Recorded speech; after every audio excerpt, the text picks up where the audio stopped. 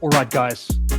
I'm so excited to be here with you. And on stage with me are three entrepreneurs who each created fast-scaling companies also in the UK. The first one is building a better internet for education. From WizeNoze, we have Diane Janknegt. Yes! Yes! He is building a next-level matching engine for kick-ass jobs from Magnet, the founder, Vincent Karremans. And last but not least, she's building the cloud infrastructure that is powering the major banks here in the Netherlands and also abroad. From Ohpen, Angelique, Schouten. Yeah, we're talking about the UK, and when you're expanding your business, you have the pick of the litter if you want to expand to Germany, France, but you chose the UK. Angelique, first of all, why did you choose the UK? I think a couple of the obvious reasons. One being they speak English. Two, it's just one of the biggest countries in Europe. And for us, that's important in terms of the number of people that live there. But basically, if you look at the world, you have New York, you have Hong Kong, and the closest to a really metropolitan was London for us. It's a financial heart of Europe. That's the reason we went to the UK. Yeah, well, for finance, I can understand it, of course. But Vincent, for the job market, why did you choose London? Well, there are a lot of people working in London. Obviously, there are loads of employers in London. So that made one good reason. And the other obvious reasons there as well is like language. Also, it's easy to travel there. There's a great infrastructure. But also, we had a lot of clients in the Netherlands, law firms, big companies that also had a branch in London. So that made for great introductions, because for one thing is like trying cold sales in the UK is like, forget it. It doesn't work at all. So you need introductions to get into that market. And that provided us with, a way in basically. And Diana, you have clients all over the world. You could just service them from Amsterdam. No, I don't think so. No, actually, for us, it was a very deliberate choice because for education, the British curriculum is very, very dominant. So if you want to have access into Asia or into the Middle East, you need to have some real big names in the UK market. And that's why we decided to go there really fast. And of course, the language and connectivity, everything included. Yeah. In the next 30 minutes or so, I want to know your experience about starting there, your pitfalls, of course. Vincent, we talked before about this topic, and you mentioned one thing that you shouldn't expect to get a reply on an email you sent. No, not at all. No. Emailing is just a waste of time. Yeah. Emailing for new clients is a waste of time. Yeah. It's like even more so than in the Netherlands. It's and especially in London, it's all about relationships and connections.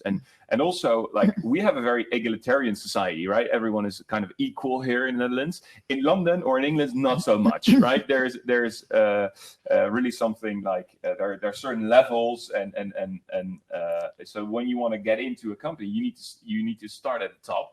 And the best way to get in is to get an introduction or a referral from someone that is a partner or is in the board of that company. That's the best way it works, because then people further down the line will actually follow up on that. In the Netherlands, people tend to think, for themselves and by themselves, but in the UK they follow orders. So that's that's really important to get in. And cold emailing don't even try. No, you're going to get ignored. Yeah. Angelique, you had to sacrifice your liver to get some clients. Yes, definitely. Well, my trip to the UK was basically with my company credit card and a suitcase full of hardware. So I arrived there, had nothing. I had no license from the FCA. I had no team. I had no office, no colleagues, no network, nothing. And I just started doing what you said, you have to get to know people. And that's what I had to sacrifice my liver, because the Brits, the pop culture is like a big thing. I was out every day. It started at 4:00. You meet up at the pub, you get introduction, someone else introduced you to that person. So every single day I was at the pub. I don't drink beer.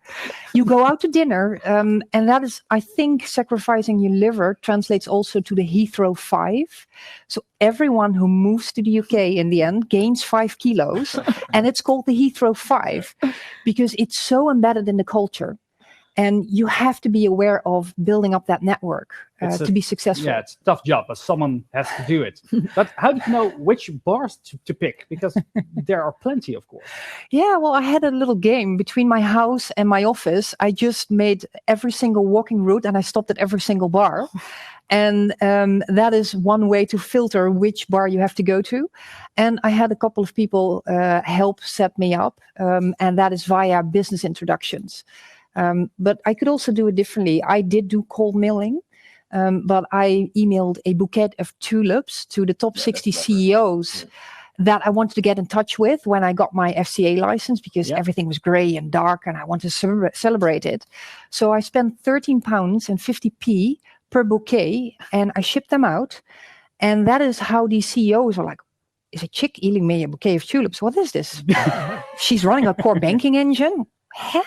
And it was so unusual that they didn't know how to cope with it, which led to an introduction meeting. Oh, really? Yeah. So not British. Not British they at don't all. do that at all. No, No. we use stroopwafels. Very good. Yeah, Very make it good. an asset that you're not British. basically. Yes, That's definitely. Diane, Yeah. the same experience? Oh, well, absolutely. So I think there is an advantage when you're not British, because otherwise you're really ranked in the pick order. And so they can't really put you in a box, which is a positive thing. And it's all about networking. But yeah, I mean, if you're an entrepreneur, I mean, that's the route to success, right? So I'm totally with you guys that I don't think that emailing is the right way. You have to be there and you have to find locals.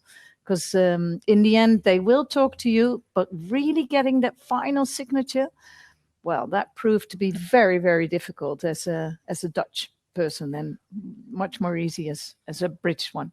One thing that we did do and that worked, even if you don't know the people themselves, is like behave like someone that wants to learn. Right, just go up to someone and say, "Look, we're new to this market. We want to learn from you. You're in our case, that we're recruitment managers, HR managers. Could you tell me more about the market?" And then it's a whole different kind of conversation. And obviously someone feels flattered, because obviously everyone likes to explain about, likes to tell about someone about everything they know. So that helped, and we just started doing that genuinely. Not as a sales tactic, because we wanted to learn about the market, and then it turned into a sales tactic. So it's like, so that they're the teacher and you're the student, basically. Now, your English is very good, obviously, but you did have some trouble understanding the Brits when you first got there, right? Yeah. It's like my first meeting, I basically didn't understand what she was saying. Like I thought my English was pretty good, but then when you get there, it's like it goes so fast, and you have to like fill in the gaps and like is she talking about that or about this or about that? Is like and you're trying to like connect the dots a bit in that conversation. And just nodding all the time, right? Whilst you really don't understand, and so you have to get used to the pace of the English in London, and but that's something you get used to pretty pretty fast. But that was something to go over in the first few weeks. Diane, you mentioned that the Brits have a real high "not invented here" syndrome. Oh, absolutely. It's an island, and I really like the Brits. I really like them, but you have to know that they really talk about us and the rest of Europe, and continental Europe. Yeah, it's us and the rest, and also, so when you try to plan a meeting, they always think in their own time zone, while the rest of the world has a different time zone. And even though our headquarters is here in this time zone, it just isn't in their heads. So that's why I deliberately chose to make the UK office our strategic office, and give them the idea that we invent everything in the UK. Now it's really give them the illusion of power. But it goes important. beyond that, because I'm trying to do business in Egypt right now. And the Egypt government is telling me, listen, if you want to invoice me, I only accept an invoice from the UK, right? So then they see, you see? So yeah, there are more reasons, but yeah, it makes sense to prioritize the UK sometimes. Now, there was one hurdle that you all had to face when entering the UK, and that was opening a bank account. It's okay. So for everybody who's listening, listen. opening a bank account, well, at least it got a little bit better with Revolut, and I think N26 is also available, but it's horrible. It's really, really horrible. And you need a bank account if you want to have people on your payroll, right? So if you're just entering and want to do a few payments, it's no problem. But the problem starts when you want to hire people. And I was rejected. Well, first of all, by our lovely Dutch bank, ABN AMRO. I really thought it was ridiculous, but they just simply tell you, listen, very nice, but you're not welcome here. Yeah. Okay. Well, I'm a customer in the Netherlands, by the way, but yeah, okay, right. And then you go to all these banks and you just hear, you're not welcome. You're not welcome. No, oh no, you're not welcome. So I did have a Revolut bank account, but that wasn't accepted by the pension fund. And in the UK, you need to know that your employees must have a pension. It's not Optional? It's not optional. It's mandatory. So in the end, I had to use my network to get a one-on-one meeting with the CEO of the Metro Bank, explaining my business, and then the CEO allowed me to open a Metro Bank account. Now, it's horrible. Hang in there. You will succeed. Now, Angelique, how long did it take for you to open a bank account? Since you are creating a core banking engine, it should have been quite easy, I expect. You would assume. Well, I had 2 bank accounts, one for me personally, and that was ridiculous because I needed an internet connection because I run a bank in the cloud. So I picked up the phone. I said, I need to open a bank account. And they said, yeah, sure. You can come in a meeting in 3 weeks' time. And I'm like, 3 weeks' time? No, I need my internet. And they said, no, we cannot accommodate that. So I was like, well, ridiculous. So I started to call other banks and all the same. And I'm like, got to keep kidding me. So I was like, who can save me? I'm like, Richard Branson, Virgin. I'm calling Virgin. Yeah, sure, you can come in tomorrow. I'm like, yes, you see, my man. And then he said, but ma'am, you do know that we don't have an online bank account? And I'm like, how does that work? For Virgin. How? And I just couldn't get it. And in the end, I ended up on a Friday afternoon at Lloyd's Bank, and they made me watch a video. And I explained them what I do. Yeah. And I watched this video and I started laughing because it was so ridiculous. Like, a bank account does this and that. And I started laughing, and the dude rewound the video, and I was like, oh shit, what are you doing? And he's like, I don't have your utter attention, so you have to watch this video. I'm like, oh gosh, I just want the bank account. But it gets worse. In the end, I look at the bank accounts and I'm like, yeah, I don't want that. It's a £5 overdraft per day. Yeah. You pay. And I'm like, with Dutch bank accounts, I will forget. Just scratch the overdraft. No, you cannot. I'm like, huh? Okay. Hey, I see you have an Islamic proof bank account. I lived in Egypt. Hey, they can't have an overdraft. I want that one. And the dude was like, yeah, but I think that's not your religion. I'm like, I bet you that's not in your T's and C's, because that is discrimination. And he looked at the States. He said, oh, it's actually a better product. So now I'm the proud owner of an Islamic proof bank account. But for a business to open it, it takes you 9 months. Yeah, really, And yes. I had to get an electricity bill from my shareholder, Alex Mulder. Yes. Yeah. Like all the way up your entity. Yes. It goes back like every single BV you have. You need electricity bills for every single person. way. Yeah, you owns- need to prove everything. Yeah, that you're not a Ridiculous. terrorist. Yeah. They want to make sure you're not a terrorist. So But they Safety don't believe first. you. They think you're a terrorist. Safety first, very important. Yeah. And now London is crazy expensive, and as many startups, you should be struggling a bit for money, of course. So how did you finance your stay there, Vincent? How did you like the housing prices are expensive, the office is expensive. How did you manage? Well, it's what are first of your all, tactics? You need cash to get into the UK. That's for sure, right? A little bit. You definitely need cash before you go. It is very expensive. I think you can be clever about things. There are loads of co-working spaces where you can make good deals. We actually we were in WeWork. And every time, they were opening up a new building, and every time a new building opened, they'd offer introduction prices. So we basically moved offices all the time, but that's fine. You only have the desk is from WeWork, the chairs are from WeWork. You just have to bring your computer, and that's it. Yeah. So that's there are clever ways to go around it. But hiring staff is expensive, right? So you just need to be prepared for that, and you need to know that it's on a different price level than the Netherlands, but you need to accept that. Also, it's a bigger country, bigger market. You can get more money out from it. So that's the deal, basically. Yeah, and Diana, you found hotel rooms who didn't have any windows. Yeah, well, as a very good money saver. Well, I'm still using them, but of course not right now with Corona. But yeah, so the chain Z Hotels has hotels everywhere, and it really makes sense to see where your next meeting is in the next morning, because traveling can take an hour, 2 hours in the morning. So, but the Z Hotels have rooms with or without a window. So it depends on if I have a late dinner and an early meeting, I just book the ones without the window. But hotels are really, really expensive. I think £200 is very cheap. And then it goes up all the way to, well, I don't know how far it goes up, but hey, it's being an entrepreneur. I accept to be in a hotel without a window, as long as I can do business. And from an office perspective, for me, it was networking. So I'm right now not paying for the office, which is of course great. But that's why you are an entrepreneur, right? To shovel around a bit, make deals, make deals, and You were also in WeWork for a while, right? I started in WeWork, except the meeting room ping pong table drove me crazy that was attached to my office. So I left and I wanted to get my own office, and I wanted it in the center of London. All real estate agents said to me, forget it, what your requirements are, you have to move an hour outside of London. And I was like, no, these are just conservative people that are advising me.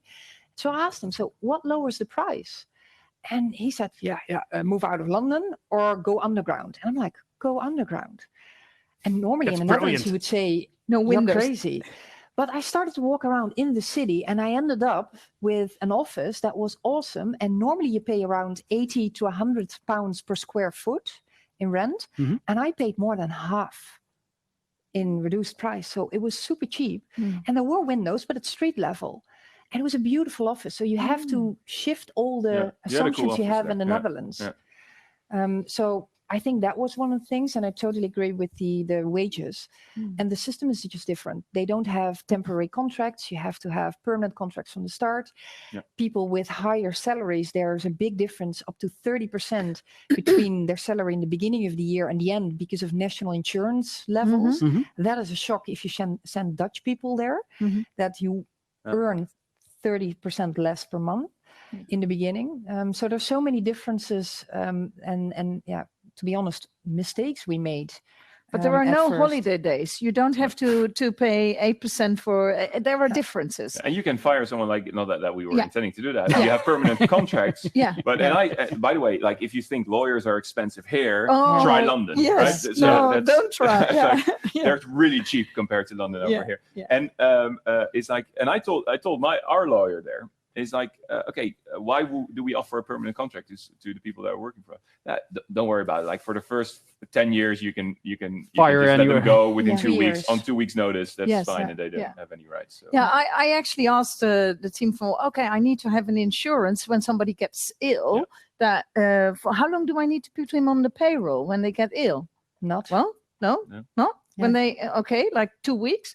So you don't have to have an insurance for that. Yes, it's really different from the Netherlands. Really funny about the story about the co-working space WeWork is like we were in the same WeWork office at Moorgate, and that's a real big one. And we also had like a private office, and not unfortunately not next to the ping pong table, so it was nice and quiet. But it's like you have free beer in WeWork, and I know from people working in WeWorks in Amsterdam, like no one ever really uses that, or maybe on Friday afternoon. But like the beer, we were always out of beer every day in the week. Like after lunch, I saw people, because you have these glass offices, people were going back to their office with a pint of beer. They even created a website for our very own Moorgate WeWork building. Like, is there still beer? So you could see on which floor there was still beer. So it's insane. That country, but going into like a big co-working space has a big advantage, because it makes chatting up to people really easy at the ping pong table or at lunch when you're having a beer. Apparently, in that's very normal in London. you're not being viewed as an alcoholic if you do that. But and you're already chatting up and networking to people, and also it depends obviously on what kind of business you're running, but also trying to make connections. And we actually gained a lot from that. People that can make introductions or could help us with something. Like it's very advisable to go work into one of these.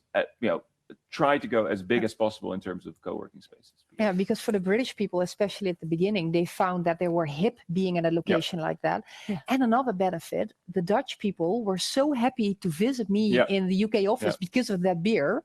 Seriously? Yeah. Free beer. Yeah. It's included in the rent. Yeah. And we have about 10 minutes left on our talk. And let's see if there are some questions. If you have any questions, please keep them coming, of course. There's one from Philip, and now the poll is coming in. So let's see if we can scroll down to the question real quickly. Julia, can we scroll down? No questions yet. Oh, okay. I thought there was a question from Philip, but there wasn't. Very good. I'll just continue. Vincent, you are obviously the mastermind when it comes to hiring people, since you have a job matching platform. Exactly. You should be. Yeah. So what are some of the top tips to find talent in London? To attract talent? Yeah, that's a very good one. It depends like what kind of seniority level you want to go for. It's like people tend to job hop a lot in London. So it's very normal just to reach out to people to see if they're interested in a new job, in a different job. It's also more accepted, I guess, than it is in the Netherlands. So that's one of the things. I think still like don't try really generic job sites because what happens is you basically get, and that's the problem with the UK labor market in general, is like you get a lot of generic applications. You're being overflown by applications and you really don't know. And it will take you only just to wade through those applications. It will take you a lot of time. So I think just be very careful, especially if you make your first hire. I would always go for a native person. It was very good for us to. I moved to London myself just to set up camp there and just look around. And we actually hire people through really via some connections, and that worked out the best because then you have that social proof that someone is actually trustworthy and that you can actually build on someone. So that's how we did it. I guess there are loads of ways, but that was very successful for us. And Diana, how do you trick people to work for you? Because is it just the salary what drives them, or are there other parts which we can persuade them that you are? No, but I think that's generally speaking. If somebody for the salary joins a scale up, then you're at the wrong place, right? Go work at the corporates. No. Of course, you have to paint the picture of growth and that you can build the company and that they can own the country or have a real significant participation in the UK. But hey, I've made many wrong hires. Really, I mean that has been huge failure on my side, time after time after time. Now it's going a little bit better, but it's difficult. You're missing the final little things that you need to know. And also in Corona, I was blown away that in the midst of actually the first month, my country lead actually just called me and said, I got another job. I was. But that's what I mean, right? They're job hopping all the time. Blown away. I did everything for not a sign, nothing. She really liked it, and and that was it. So okay, you get used to it, and a bit more. Get used to disappointments, maybe. No, I do get used to it that I won't be so disappointed anymore. But it hurts actually. It does. Yeah, I think hiring is the easy part. I think retaining people that's the hard part. Especially when you have two offices. We found that very hard and made the decision to bring our UK office back to Rotterdam after 2 years or 3 years that we had in the UK office. Because we found it very hard to keep people motivated and really just have them feel part of the team whilst they were working with 2 or 3 people in the UK, whilst the rest of the team, which was a lot bigger, like 30, 40 people, working in the Netherlands. So retaining people, that's the key thing. It's like not making sure, because we tend to invest a lot in employees. Yes. And really expect them to go the mile with us. Yeah. but in the UK, like that expectation is not really the same. No, no. Well, I have some questions here, so that's a good thing. And the first one's for you, Angelique, because you talked very highly of her. Lieke Konijn, do you still believe that the UK is an important market for you? 100% yes. I think in terms of the ecosystem, nothing has changed. Brexit is just one of the things on my list I have to overcome. The banking system, the banks are super old-fashioned and paper-driven. Yep. And in terms of competition, it is still really, really the traditional parties who run the show. So for me, the UK is 100% interesting, despite what all is going on. So we will be relaunching in the UK with a new marketing campaign as well within half a year. And yeah, it's still the #1 city, London at least, in Europe. And that won't change. Yeah, and Lieke is from the consulate. And yes. One of your pro tips was call Lieke. Yes, well, exactly. Definitely. I found out too late. 2 main lifelines for me. London partners and the Department for Innovation and Trade. And 2, Lieke from the Dutch Embassy. I found out too late and I missed out all those tips that I was like, oh shit, I wish I knew this before. Yeah. And it goes from getting a visa sponsorship, because London is so diverse. You will hire people that are non-UK based. And she was able to guide me through that process. I was like, oh shit, I should have known this before, because I had to go to a notary and swear on a Bible that wasn't even mine. And she was like, oh no, you should have done A, B, and C. And I'm like, oh crap. Okay, that would have made it less awkward. Yeah, you totally agree. No, yeah. So for all the viewers, this is the main takeaway of this half an hour. If you go to the UK and you do not talk to Lieke Konijn, you're really making a big mistake. Because I don't understand why lots of entrepreneurs don't see the value of the Dutch Embassy. It's just incredible. And no, it's not just networking and saying hi and maybe hi to the ambassador. It's doing business. The Dutch Embassy has helped me close deals. So the main takeaway is send an email to Lieke. Hi, Lieke, sorry for that. But one thing to add to that is that one thing that British people love is events. Yes. So like sales is also often very event driven. And you can do breakfast events or like events, especially with drinks, with alcohol. They love it. And actually, we did one event. It was very successful, and they like to go places they never been before. Oh, cool. So we, with the help of Lieke, we organized an event at the Dutch Embassy, right? Which was fantastic. Yes. They loved it, and also that there was a lot of business coming out from that as well. Yeah, and drinks. Obviously, there were drinks.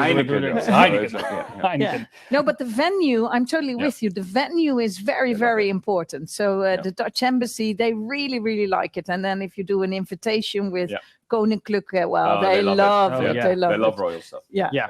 Just send Constantine send his regards. Exactly. True. If we can use it, we will. A question from Wouter Blom. Is the UK a good stepping stone for the US? And why would you not skip the UK and go directly to the US? Now, I don't think any of you are already active in the US. Maybe Diane?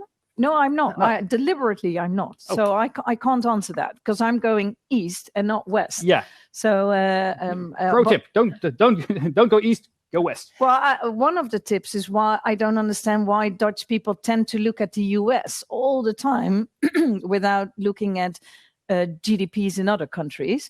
And the practical thing is, if you want to go abroad, the UK is just 45 minutes away and you need to be there, while the US is several hours away. And so that is really on every aspect more challenging. So I can imagine that the UK is a stepping stone into the US. Yeah, you have the advantage that you speak the language, of course, correct. But it's way closer than it's also the crossroads, because there are a lot of American parties going into London first before they go to Europe, and a lot of European parties going into London before they go to the US. I think it's also on other than like their connections, like the connection between London and the US is a very good one. I think it's also, if you're a Dutch company, you're used to the Dutch market, which is a lot smaller. It's a great first step to get used to what's it like to work in a bigger market and a more competitive market, and a market that's less forgiving. So in that sense, it's a great first step. And otherwise, like you're obviously moving west, so that could help. But like it's not the travel time that actually makes the difference. I think the difference is really into getting used to what's it like to work into or actually go into such an international and competitive market. I think the UK is a stepping stone, not necessarily for the US, but for Australia, for Canada, and for South Africa. The Commonwealth. The Commonwealth. You see a lot of links, a lot of businesses also traveling from regions to regions, and then London is the hub in that sense, in terms of knowledge, but also legislation. Now there's a question from Philip, maybe for you as well. What would you do different next time? Oh gosh, do you have a bit? How much time you have left? No, the biggest thing is one, hire more senior local people from the start. Don't wait half a year, what I did. Yeah. That is a big one. Two, another big one is to make sure that in terms of sales and business development, you focus on getting that local connectivity instead of trying to do the Dutch way. So we had to learn the art of the shit sandwich, which is a Dutch person will always say no and then give the reasoning. And the Brit will say something nice, a little thin layer of the not so nice message, and then something nice again. And then they do accept it. So I think those are probably the most important tips that I would do differently. First, master the shit sandwich, and two, get local people in earlier. Did you also get to know the shit sandwich, Vincent? Oh man, Nice big one. we had a lot of shit sandwiches. Yeah, no, but that's something that's something to really be aware of, is that we think our culture is very similar, but in fact it's not. No. It's totally different. We think we're kind of similar to the Brits, like in a way we have everything structured in the Netherlands. We speak their language, like, and then we think like, okay, we're pretty much the same kind of people. But like the culture is completely different, and be aware of that. Hire British people.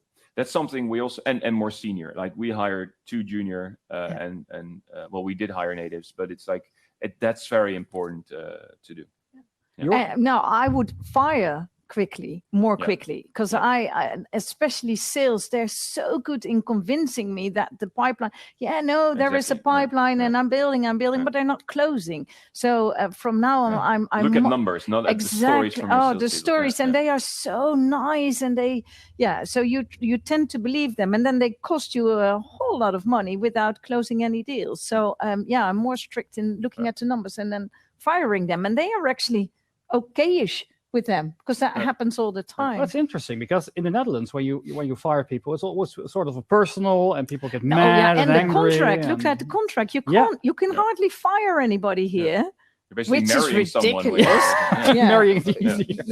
And that's different. And so you should use that system, I would say. Cool. Because everyone is doing it. Because everyone is doing it, and it's not like super painful. It is super painful if you keep on believing their stories and they're not closing business for you. They're never honest. Basically, that's a shit sandwich. Yeah.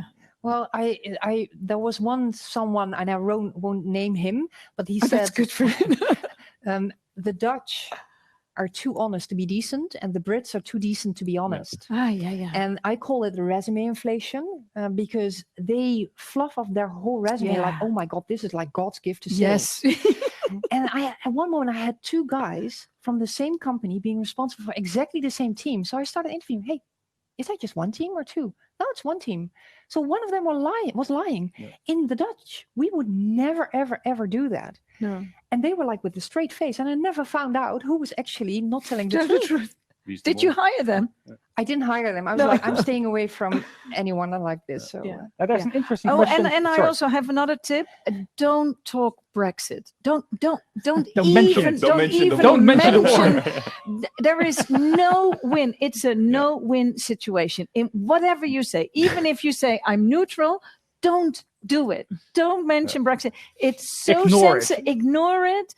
Move away from it. Listen to it, and move the discussion in another way. This is actually one. Don't do it. And don't bring your real Dutch salespeople to a sales meeting in the UK, because they'll start talking about Brexit. Actually, one of mine said after the meeting, like, "Happy Brexit," and then it's over, right? So it's like, really over. It closes the Stay book. on a kind of a distance. That's important. Don't eat the cookies in the meeting room. Yeah, how to fuck up your sales pitch. pitch. Absolutely. Brexit is 100% guaranteed to fuck up everything. Everything. Yeah. So there's an interesting question from Marloes Rutter. Are there any communities or networks for foreign or Dutch entrepreneurs to build connections? Well, the embassy was one. Yes. But you found a very interesting networking spot on pre-boarding your flights. Definitely. So I meant what I That was mentioned not to you. EasyJet. It was not easy. Now, in BA and KLM, you have the director's flight. That is between 9:30 and 11 in the morning. The flights before, that's what they call the worker flights. So they don't have mandate, they don't have the budgets. So if you board those flights in that morning, after 9:30 until 11, you meet the decision makers. And make sure to use your freaking flyer so you have the pass with KLM, Platinum and Gold, to stand in front of the line, because that will give you an extra 10, 15 minutes to talk to those decision makers. And that is really a sweet spot to do your business. Yeah, you hadn't used that one yet, Diane. No, Are you planning to? No, because during Corona, I received an email from EasyJet, because I'm only flying in the very, very cheap way, not the director's flight, that I was promoted to the President Club of EasyJet with no extra benefits.